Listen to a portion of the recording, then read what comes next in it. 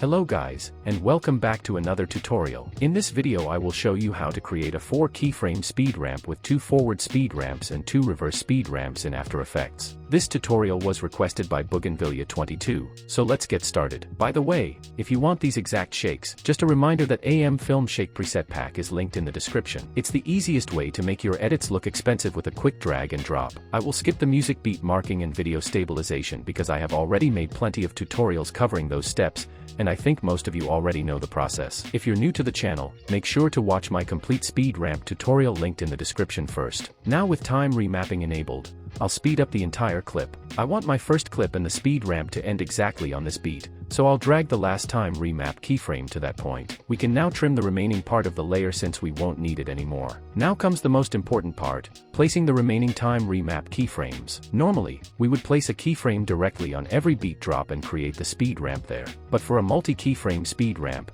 we place the keyframes before and after the beat instead. I'll place the first keyframe here, just before the beat, then I'll move past the beat and place another one here. Finally, I'll add one more keyframe after the beat.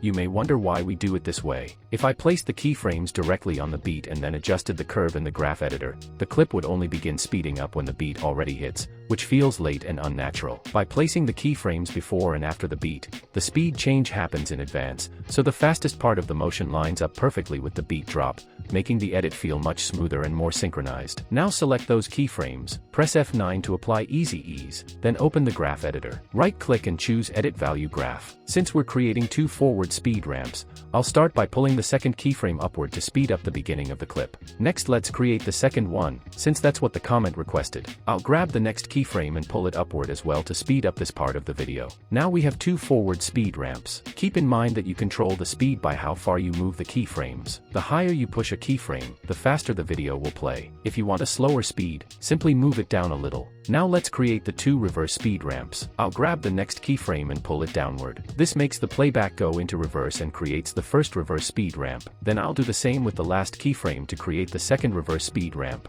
Again, the amount you move the keyframes determines how fast the reverse motion will be, so take your time and find the speed that looks best. For example, this keyframe is a little too low, which makes the reverse section too fast compared to the previous ramps. I'll move it up slightly to make the overall speed ramp smoother and more balanced. I think this looks good for now. If anything feels off later, I can always come back and fine-tune the curve by adjusting the speed and smoothness. The next step is smoothing out the graph. I'll shape the curve the way I usually do, but keep in mind that this always depends on the music and the overall flow of your edit. Since I'm only working with a single clip here and there are no other clips to transition into, I'll keep the curve nice and smooth, which is the style I use most of the time. Once that's done, let's preview the result.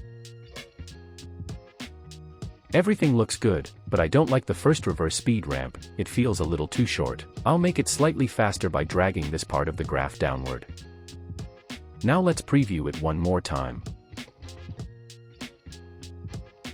That looks much better. We now have 2 forward speed ramps and 2 reverse speed ramps, exactly as requested by the commenter. To make your speed ramp look even smoother, don't forget to apply motion blur. A lot of you ask what settings I use for CC Force motion blur. It really depends on the clip and how fast the motion is. Sometimes I leave the settings at their defaults, but one setup I often use is blur samples 15 and a shutter angle to 360. Finally, don't forget to add shakes. I'll be using AM Film Shakes. You can get AM Film Shakes pack from the link in the description below, or check out my shake tutorials on the channel if you'd like to create your own. The pack includes 16 advanced shake presets, made for cinematic edits and speed ramp edits. Now let's preview the final result, and we're done.